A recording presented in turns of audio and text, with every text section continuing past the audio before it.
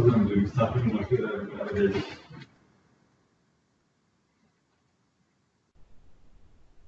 you hear me? Yes, I can hear you. Can you hear me now? Yes. Yes, we can all hear you now. Oh, very good. I'm sorry for that technical problem. So, very welcome to this webinar about ecolabels. This is an introduction to ecolabels, and speaking is Ulrika Westman. I'm working for the Swedish Society for Nature Conservation and the Ecolabel Good Environmental Choice. This webinar is part of the Consumer Information Program for Sustainable Consumption and Production. The lead organization for this project and for the webinar is Global Ecolabelling Network, again, and GIS Thailand. Our partners are UN Environment, among others. We are going to have 1 hour introduction of ecolabels, and okay, it looks like some people have problems hearing me. Naomi, could you maybe help us with the sound? I'm just gonna hold on a second and see. It's working, don't worry, please go ahead. Okay, very good. So if you have any questions, and most of you have already found the chat box, just type your questions, and we will have a moment in the end where we will answer all the questions about the material. So the objectives for the project and for today is to set the scene for labels and claims, and especially to introduce Ecolabelling Type I. We are going to highlight key elements of ecolabelling program development and operation, and we hope that this is going to serve as a reference for new and potential GEN members in designing and or growing their programs. The agenda for today is that we're going to get an introduction for, we are already in the introduction. Yeah, you already got the introduction of the webinar and the project. And we're going to move on to the introduction of labeling. You're going to hear a little bit about different labels and claims, type 1, 2, and 3. And especially about type 1. Going to get some key elements and drivers and motivators, how to develop and operate ecolabels. A presentation about the Ecolabelling Network, and then we're also going to get 2 different case studies, one about good environmental choice and one about vitality leaves. And in the end, as I said before, we're going to have a summary and then time for all your questions. If there is questions which have not been answered after the webinar, you are very welcome to email us the question. And today we have 2 speakers, which I'm very glad to welcome. We have Eva Eiderstrom. She's the director of the Department of Ecolabelling and Green Consumption and the label Good Environmental Choice at the Swedish Society for Nature Conservation.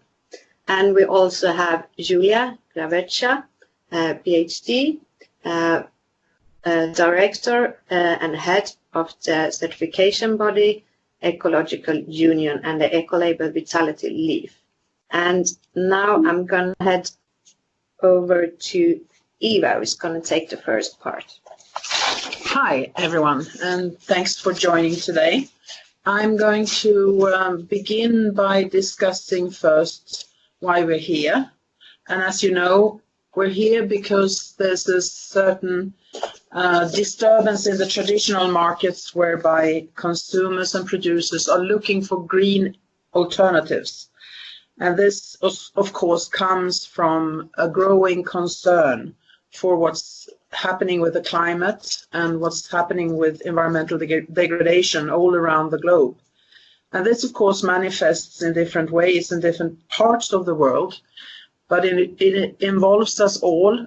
And some of the outcomes of that is that in our respective roles in society, be it consumers and producers, we want to be a part of the positive change. And among producers, this both innate drive to be part of the group defined as the good guys, as well as being responsive to consumer demand.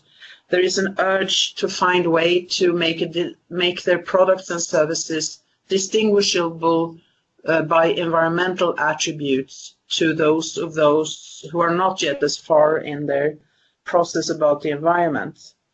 And this increasing demand for green products comes from both consumers and actors who are buying on a larger scale, and it's just a general increase, and the increase in itself makes the confusion an issue because there's a lack of regulatory defined definitions of what actually constitutes a green or a sustainable product.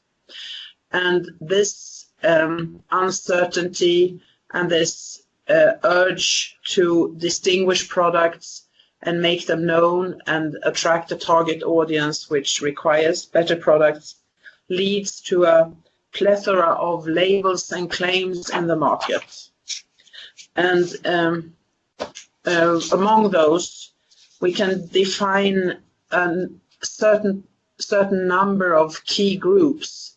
And there are, of course, intermediaries between these groups, and it's not so clear-cut as perhaps this rather confused slide is trying to show you. But we're here today to discuss a lot about eco-labeling, which is type 1, the first one you see described there. Type 1 is a label which is based on multiple criteria. It's a voluntary system.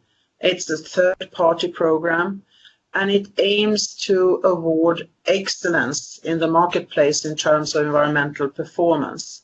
And some of the examples to the right, not the IKEA one, but the green bird and the blackbird, and the green blue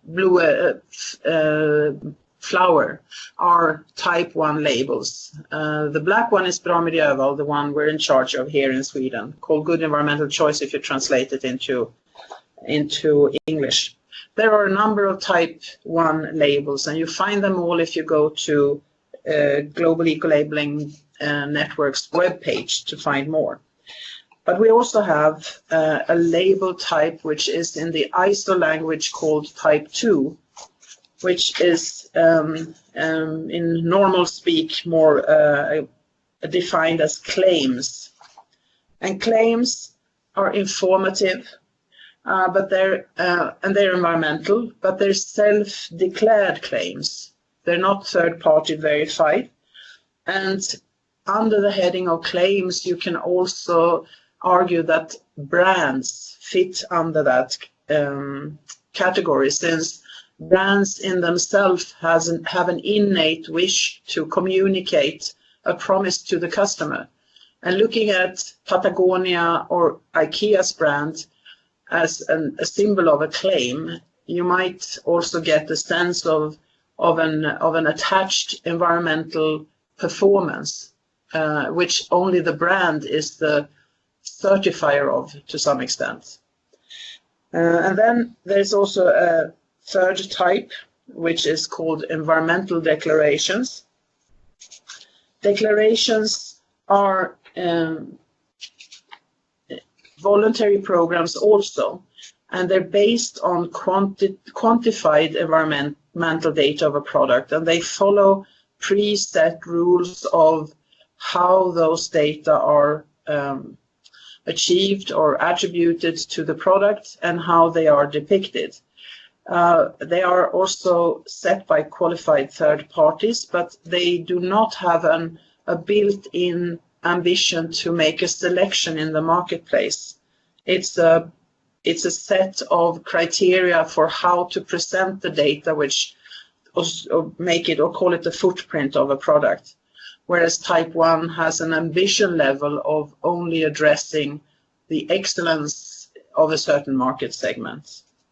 And examples of that type of declaration are found in the right-hand down corner, which is the electricity or the energy declaration of the EU, and a footprint label of carbon emissions from products, which are sort of examples that I could find that might have a global outreach.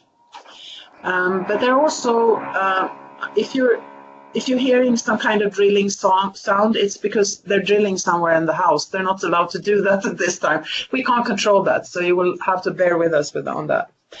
But further on my slide there are also certification marks, which sometimes are perceived to be signs of a quality which is perhaps related to a market situation, but very few instances are. If you take the CE marking, that's a self-declaration mark for compliance with legislation, basically.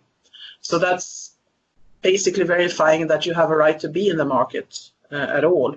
And there are a number of certification brands which might look as they're green, but in essence are verifications of a certain standard being fulfilled.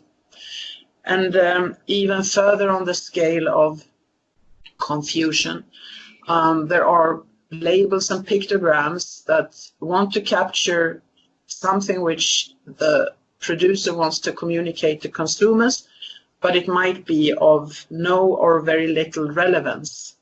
And one I found, which in Europe is useless in a sense, is the cruelty-free label. It might be that it's used outside of the EU, but if it's used in the EU, it's not giving any preference to products because legislation is already demanding the level which the label is trying to communicate. And to some extent, it might add to confusion and be a sort of greenwashing or even outright lying, which is another word for fibbing, I've learned. And there's also a symbol there for certified natural cosmetics, and its promise is only natural or nature identical ingredients, which is very, very hard to define. So it becomes very close to lying, because there's nothing in natural that prevents it from being harmful or environmentally difficult to deal with, or even, really, really unhealthy to use. So it's not easy to be a consumer or a producer. And as a consequence of this, we, of course, as practitioners in ecolabelling, want to promote ecolabelling. And this webinar doesn't have a lot of time, but we will, in very short words, just give some ideas for how to look at the idea of developing or enhancing an ecolabelling program. And a few things which are key are of course that ecolabelling is a market-based tool. And if you're interested in working in steering the market, you still have to make sure that you understand how the particular market works in order to be able to develop a voluntary tool that would function in that market. So it's sort of, you have to have the stars aligned in a certain direction to be able to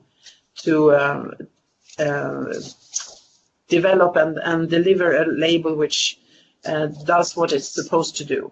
And the foundations of it is, of course, crucial. And one of the more crucial issues than others are that you have to be aware of what your mission is and what are your objectives of actually doing this. What is it that you want to achieve?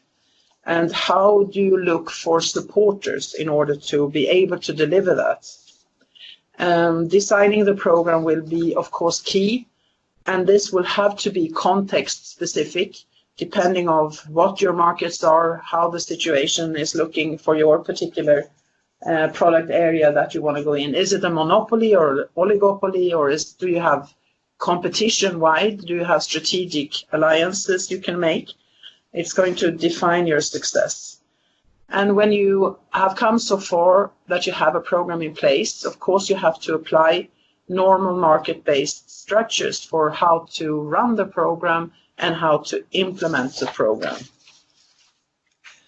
And developing an Ecolabel program, you need resources, of course. You need resources both in terms of competence, money, staff, support from actors who are going to implement it. You need to be able to define where you think the label will work and how to make a distinction of the product or service you want to target.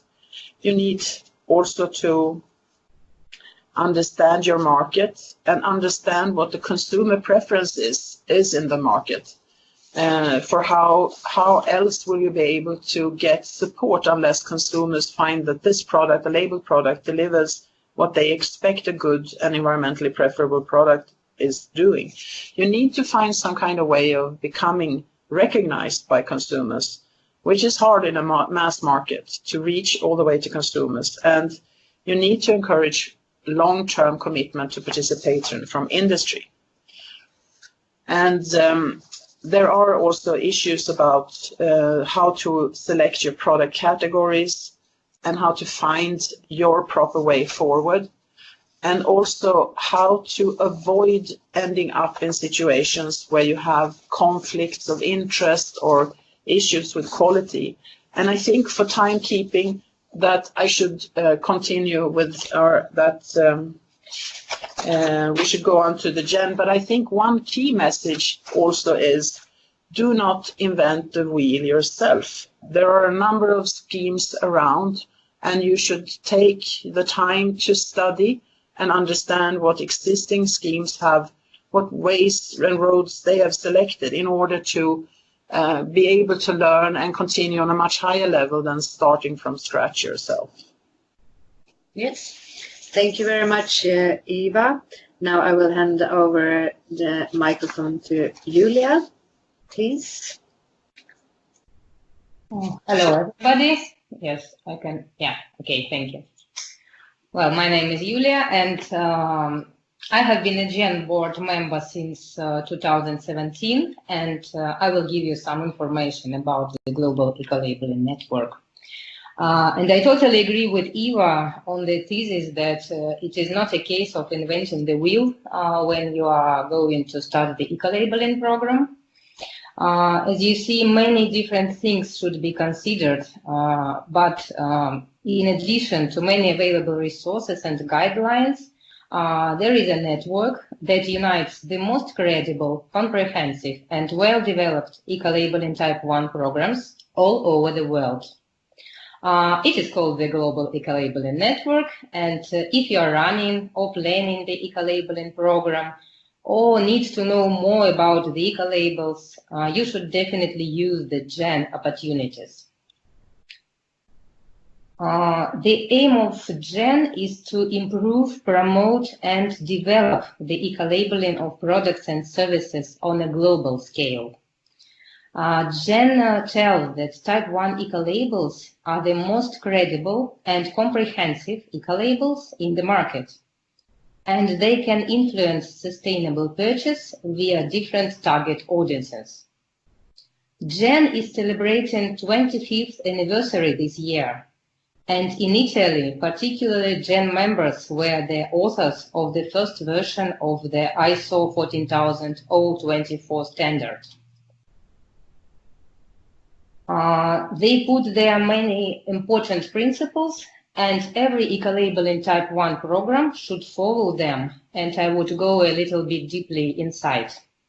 So what does it mean for the GEN members, the ISO principles?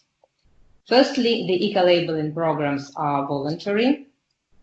Secondly, their standards address multiple environmental criteria over the life cycle of a product or service. Thirdly, standard development process is transparent and involves all the interested parties. Final versions of standards are published on the program website, so they are open for the public. The criteria are designed so that approximately 20% of product category can reach the label criteria. In this case, the producers always face a challenge to make their products better from the environmental perspective. Fourth, ecolabels are awarded using independent third-party verification. Usually, this is a certification body that verifies compliance of the product with ecolabelling standard by performing documental and/or on-site and/or laboratory testing. Coming back to GEN, it is important to mention that GEN itself does not develop criteria or certify products. It is the role of GEN members. But GEN supports members' development on standards and ecolabelling of products and services. All these attributes of the Ecolabel Type I provides confidence and clarity to buyers in their purchasing decisions. And this is a win-win-win situation. So consumers get environmentally preferable products that are good to their health and environment. Responsible producers on their side increase the market share with the help of the ecolabel that they put on a product. And scientifically based approach of ecolabelling standards contributes to real improvement of the environment. So who are the GEN members? You can see it on a map. And considering three categories of membership, there are 27 full members, 2 associate members, these are Colombia and Vietnam. Associates are on their start with the ecolabelling program, although they are not fulfilling all the requirements for the full membership, and I will explain it later. And GEN has also 4 affiliate members who are like-minded organizations supporting ecolabelling Type I ideas. Besides that, GEN management structure includes the board of directors with the chair, and they are elected by members for a certain period. Secretariat that manages daily work and requests and supports the board and members, and Secretariat is located in the United States. And the treasury located in Japan.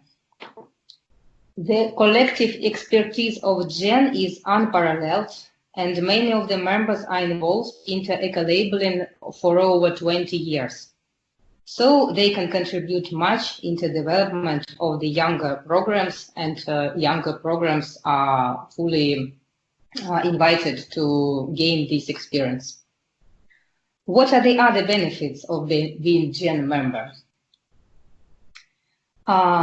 This is networking, very important, and can be performed via side-by-side interactions between the members. Members meet face-to-face once a year at GEN annual general meeting. Next one will be held in October in China this year. GEN role is to add value to member ecolabels while being the part of a network and strengthen the credibility of member programs by association. Collaboration between the members can be performed in many fields, and mainly this is about sharing experience and joint work on criteria development. Education and training. GEN members can share their knowledge on Type I ecolabelling methods through the GEN Technical Assistance Program and the GEN website that offers news and information about ecolabelling worldwide and suggests the contacts of its members to national and international interested parties. Outreach means that GEN role in improving the visibility and reputation of members to the global audience via different strategic partnerships with international influencers and purchasing organizations.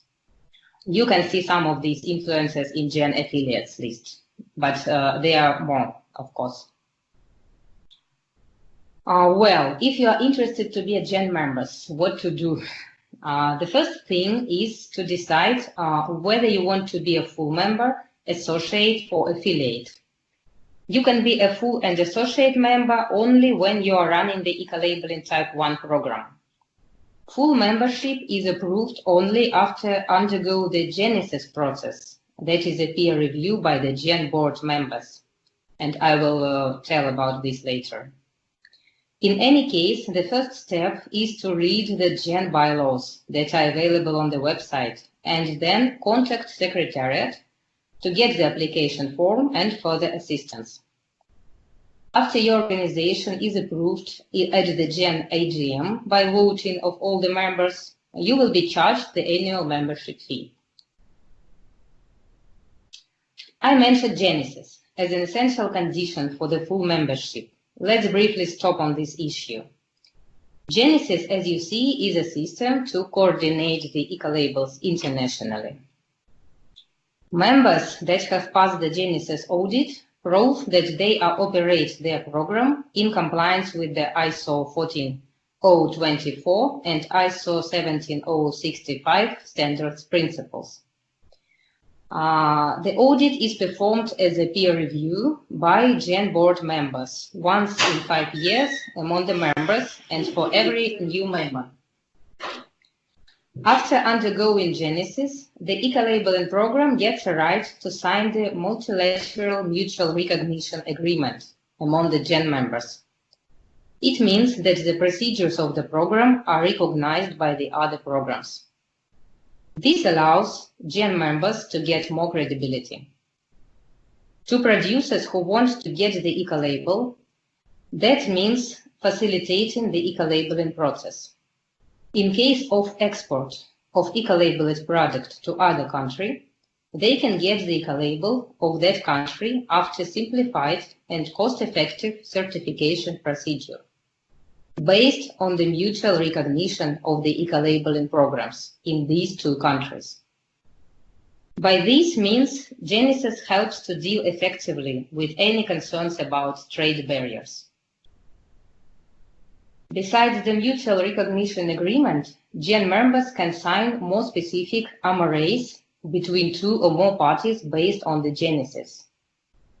Many GEN members engage into the mutual recognition agreements because it can reduce barriers for producers, it can negotiate joint activities, harmonize criteria and test methods, and also allows to make some joint research and informational marketing activities.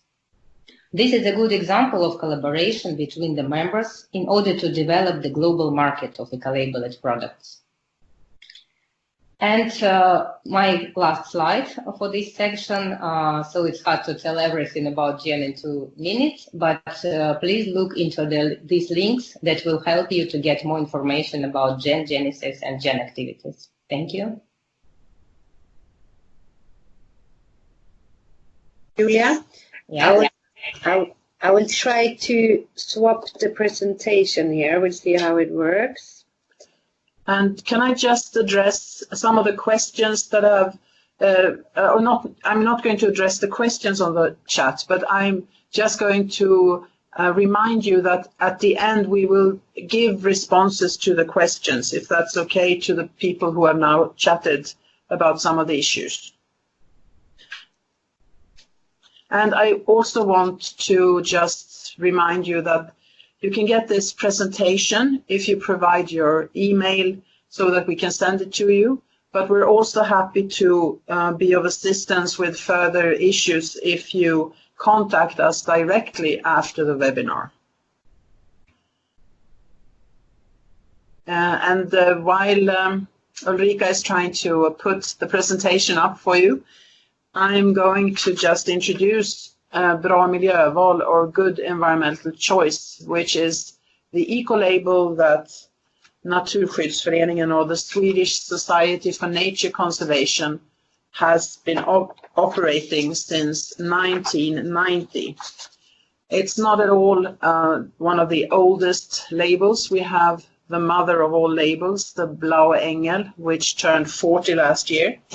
So ours is still a sort of youth in this sense. But I'll just give you some basic facts first about Bra Miljöval. As I said, we're set within the largest non-governmental organization working with environmental issues in Sweden. Our membership is 226,000, and exactly like Vitality Leaf, which is also set within an NGO, we represent perhaps an exception to the rule of where ecolabels typically come from. Ecolabels typically come from government standardization, or some type of more official organization. But ours is run by an NGO, an environmental NGO. And it was also started as a strategic alliance with the Swedish retailers, which explains why we from the onset had a full focus on everyday consumer products, the kinds of products which are sold in retailing shops. Because the retailers felt this demand from the consumers to get better products, and hence they were wise enough to not go ahead with individual schemes of giving advice, but rather to find a neutral party that they all could just promote in a sense. We're a bit different perhaps than a lot of our colleagues in that we as an NGO are also promoting and mobilization for changes among the consumers. And we do that in the shape of campaigns, where the label can be part of the campaign, so it's not standing in isolation, but it's supported by different types of ways of mobilizing consumer for increasing demand for the targeted product categories. As I said, because of this alliance with the retailers, and also because of our understanding of eco-labeling being a consumer guidance tool, we started with what I would define as high engagement non-food goods, like detergents, paper products, textile products, products which are in every household. People touch them, use them on a daily basis, and they make a difference in terms of environment if you select the better ones among the ones in the market. And this was where we started to get a wide distribution in the consumer market and high recognition of the label as early as possible in the development of the scheme. After a few years, we continued into products or services which have a high environmental impact, but might not be so engaging for the individual consumer, like electricity, which of course demands that you have a deregulated electricity market, otherwise a label doesn't make any sense. And also transportation, which we are unique, I think, in having eco-labeling of, both personal transport and transportation of goods. But from an environmental point of view, these are key areas where we need a faster pace in development towards the better products. We have also continued into more innovative product segments, like targeting the finance markets, where we 5 years ago started targeting insurances of houses and cars. And as you all know, insurance is mainly about capital, which is being kept or used and stored in different types of investments, and which type of investments will define the capital's environmental footprint. We are a system which is self-financed by license fees, and this has been our way of financing the development of the system. We have not had government support. We had support in the beginning of the retailers, but otherwise it's been a totally market-based system. We now have more than 800 licensed products. The office is around 12 full-time staff totally dedicated to the scheme, and we are a member of GEN since 1995. The product groups that we have, as I said, are not many. We have concentrated and focused on key products. We do not see us as a scheme which will deliver eco-labeling to all product categories potentially in the marketplace, but we're targeting the product categories where we find that the label can make the biggest change and contribute to positive change. And those are the, as I said, high engagement, everyday products you see in the top of the list. And you have the different energy-related criteria. By now, we not only label electricity, but also bioenergy, district heating.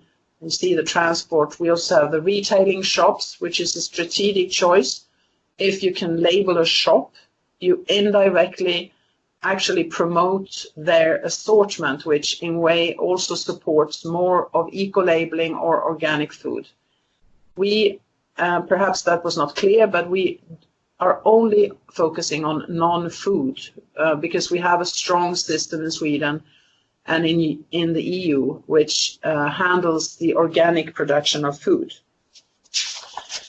Our criteria are, and these are sort of technical details for those of you who have looked a little more into how eco-labeling works.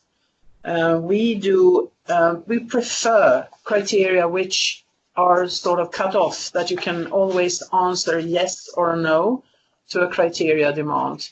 And hence we do not construct matrix demands where you have perhaps a point system or a system where you give different weights to things, and in the end the licensee shall accomplish a certain total weight, for instance.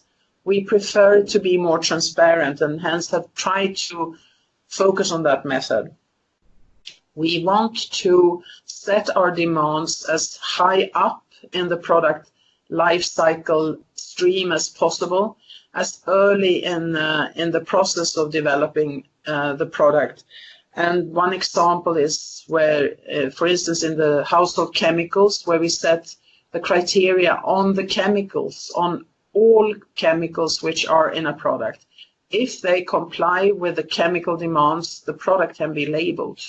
So we are not doing one set for washing of clothes and one set for dishwashing detergents and one set for toilet cleaners, but we have a general horizontal criteria where if chemicals are okay, the products can be labeled. And this allows us to also label light industrial products, products which are based on the chemicals which are okay, but perhaps not used on a daily basis in a household, but rather in an industrial setting. We also prefer and use horizontal demands, meaning that if we have a demand on energy use, for instance, the quality of the energy use, the production method, if it comes from renewable or not, we will have the same definition irrespective of product criteria on what constitutes the better alternative. And as for the trick of the trade is actually, where does actually eco-labels fit in your respective markets? We see it as a way of nudging consumers and producers in a direct way, in a direction also. And if you look at it from the producer point of view, and what it allows a producer is access to an exclusive market segment of only labeled product compared to the total market, which consists maybe of 80% unlabeled products. And this is worth a lot because your competition is narrower and you have already sort of a step ahead of the rest of the market in terms of the consumers of the future. And it enables a new variety or a new variable for how to differentiate your product among all of the products in the market. And it provides a credible base for marketing because you have something which is verified to stand on when you talk about your product. It actually drives and facilitates product innovation, and it does so because it also gives a direction towards the future.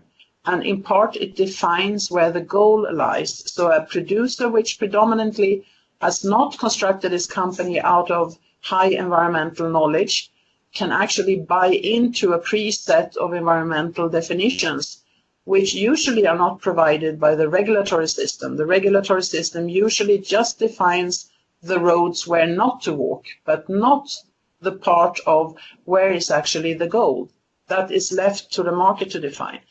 So this is a shortcut to the goal to be labeled.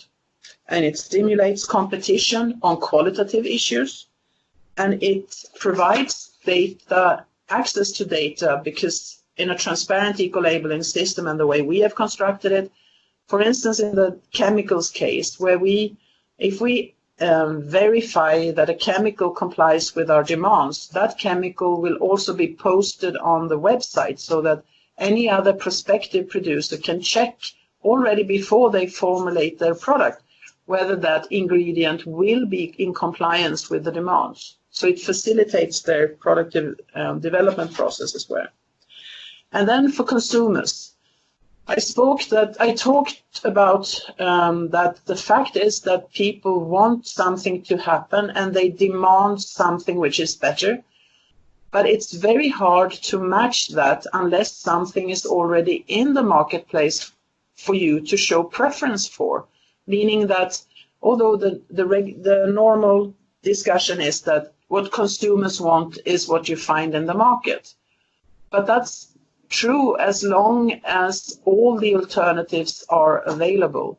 If I want to buy orange blue jeans, you can imagine the difficulty I would have, because all blue jeans are blue. If you see my analogy there.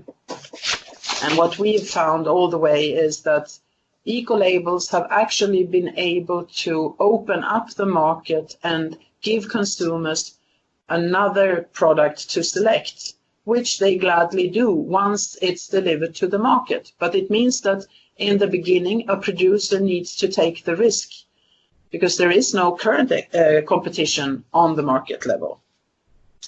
So, and for this to happen, you have to find ways of actually supplying the conditions so that this happens in the marketplace, also for consumers. You have to give them possibility to feel that you can make a choice and that your preferences can be expressed in the name of a consumption choice. And you need to be able to mobilize the consumers, be it you or be it others that you cooperate with. And I think apart from the strategic alliance with retailers, you can also have strategic alliances with institutional buyers, with municipalities, with other actors who have the same feeling for the future as you do, because it's going to be hard to do it all by yourself. And my advice is, if you want to be visible in the consumer market, look at high engagement products and never see eco-labeling in isolation. It is part of, but not ever, the solution to an environmental issue. And for more info, you can go to our website, and this is the web address. And of course, I will be here to reply to some of the questions I've already seen in the chat. And it's also easy to contact me after the webinar if you want more information. Yes, thank you very much, Eva. We will go back to Yulia.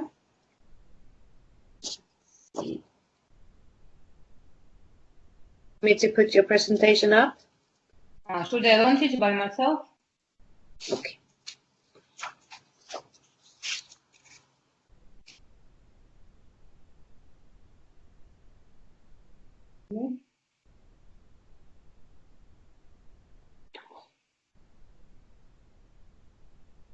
Okay. Do you see my presentation? Yes, very good. Okay. Hello again. Let me share with you the experience of the Russian eco-labeling program, Vitality Leaf. Actually, in many features, we are similar to Bravo and I support all the theses that Eva mentioned in her presentation. Although many eco-labeling organizations around the world were established and supported by the government, our organization, Ecological Union, is also the NGO that is not connected with the government. And in fact, there is no eco-labeling program in Russia that is supported by the government. And we are the one program that runs Ecolabels Type I. and is internationally recognized in the market in Russia. To date, we are self-financed, getting money from certification services, license fees, and some funding for projects to raise environmental awareness. Ecological Union is a rather old organization, and we are constantly implementing many projects that are aimed towards raising awareness among people towards sustainable consumption and production. We have to date about 200 licensed products and 28 standards. And the particular point is that our standards also include food products. The reason is that there is a poor system for eco-labeling and organic certification in Russia, and the market is not developed as long as the legislation. So we are also developing standards for food products. All the standards and the registry of certified products and the corresponding information is available on our website, and some information is also available in English. I would, as we have limited time and all our procedures are in compliance with ISO 14024, that is also proved by undergoing Genesis and being Gen members since 2007. I would better stop on our marketing activities, as I believe it is very hard to establish a good eco-labeling program with good demand without any marketing activities and raising awareness among people and other corresponding audiences. So as I already mentioned, the legislation is very poor in our country, and there is also the problem with the certification bodies, which are making eco-certification without any proper procedures. And the awareness of consumers is rather low. They don't see the difference between greenwashing and the labels. And the Ecolabelling Type I is also very difficult for them. So it is important for us to show people what are the credible eco-labels and to what labels they should trust. Also, there is no green public procurement in our country, and it is also a big problem because we know that it is a big driver for eco-labels in many world countries. So we try to focus on market activities by providing different informational, educational content, different master classes, activities for consumers, for influencers, and by using some digital tools as well.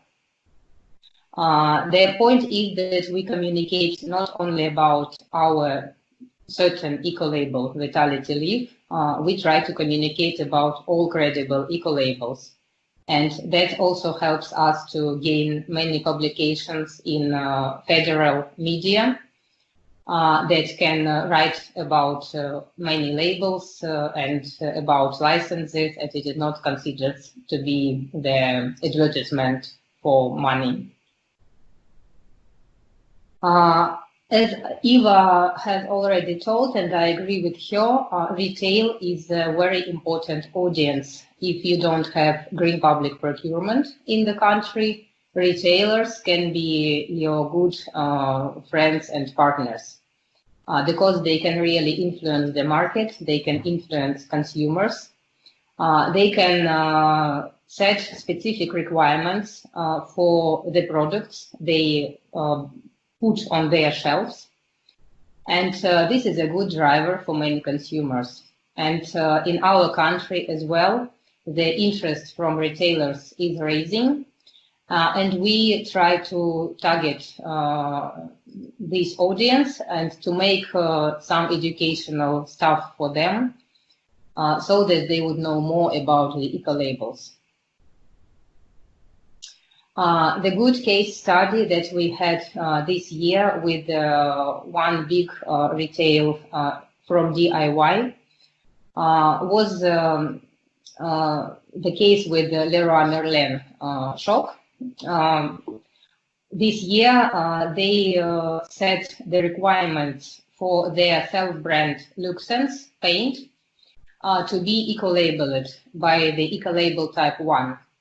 And as our label is the one, Ecolabel Type I in the country, we have got about 7 certified companies this year, which resulted in more than 10,000 tons of eco-labeled paints that are sold now on the shelves of this big retail chain. They have more than 70 retail shops in Russia. And this year we will try also to calculate the environmental performance of this case, because it is a really good study that could join retailers and the paint producers, including the Association for Paint Producers in Russia. And also it got much attention from the mass media. So the requirements from the retailer was a real driver for the producers to go through Ecolabel.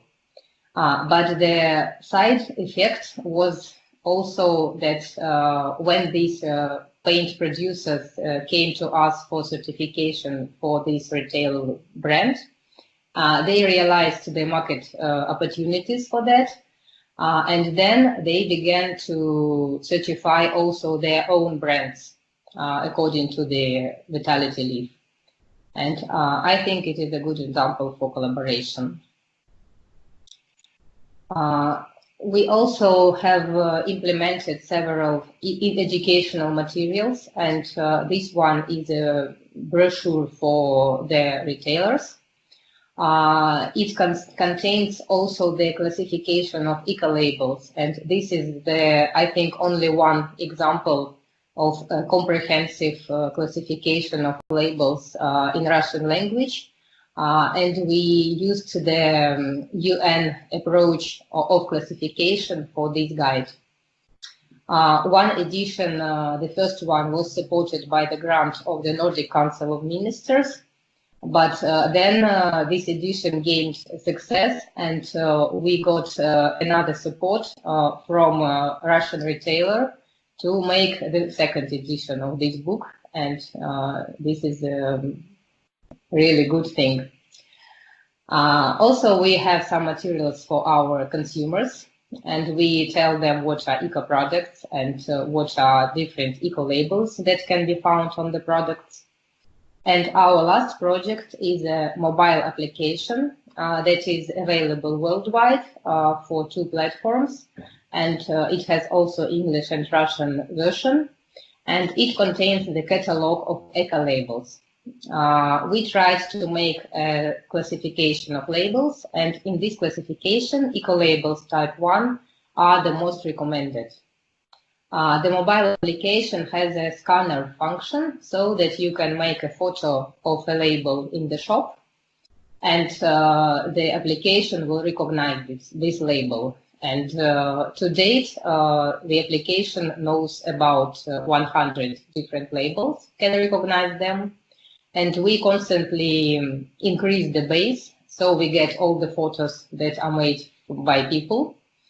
And also we get many greenwashing photos, and we also see the range of greenwashing from our country and from all over the world, and have a good base. And the last thing that I wanted to say is about the World Ecolabelling Day. That was the Global Ecolabelling Network initiative from the name of the app is Ecolabel Guide. On both platforms. So the Global Ecolabelling Network launched the World Ecolabel Day last year, and this is a good case to make people more aware about the ecolabels with the help of global provider like GEN. And it is important, it was important for us to face in our campaign not only the Vitality Leaf as the ecolabel, but we faced a fighting between the ecolabels and the greenwashing. And it gains much more attention because all the media, they like black stories, and people are getting more aware. So we have all this stuff on our website, and unfortunately I didn't have the slide with the website, but it is ecounion.ru, and I can also answer your questions, and we have a very broad experience for raising awareness among ecolabels for consumers. Thank you. Thank you very much, Yulia. So we have about 4 minutes left. I'm going to try to put in a slide up with the contact details, and just bear with me for 1 second.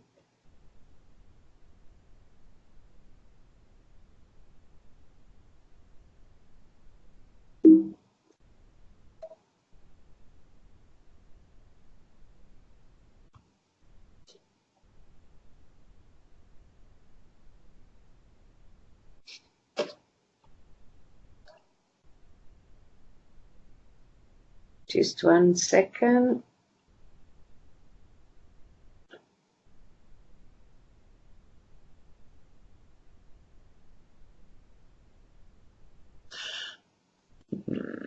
Är det någonting som Julia ska göra?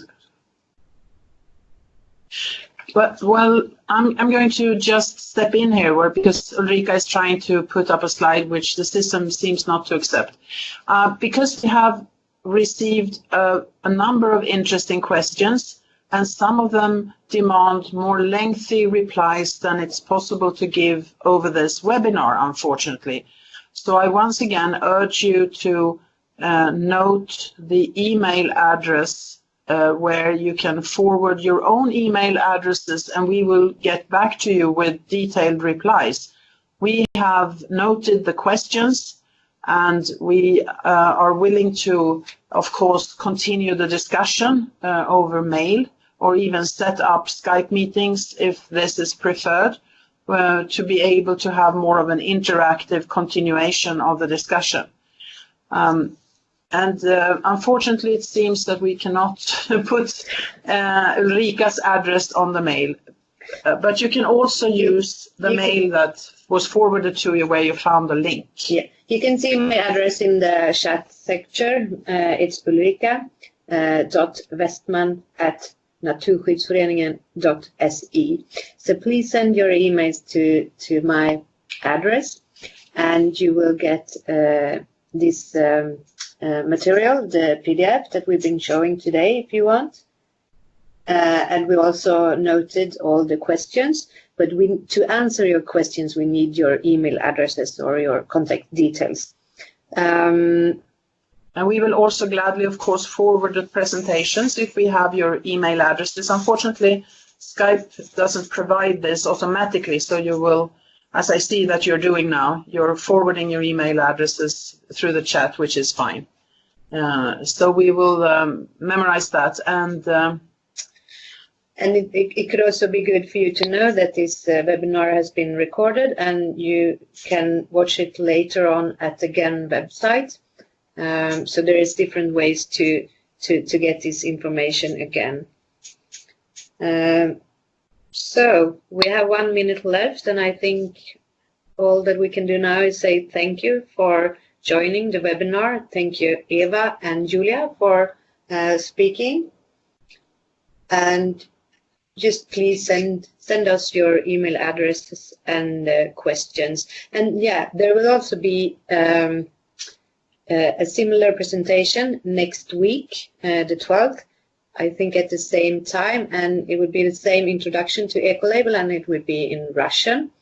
And then there is also planned for activities in South America, there is another webinar, also Introduction to Ecolabels, and there's also some activities planned for the Asia region. So please stay tuned for more information about those activities.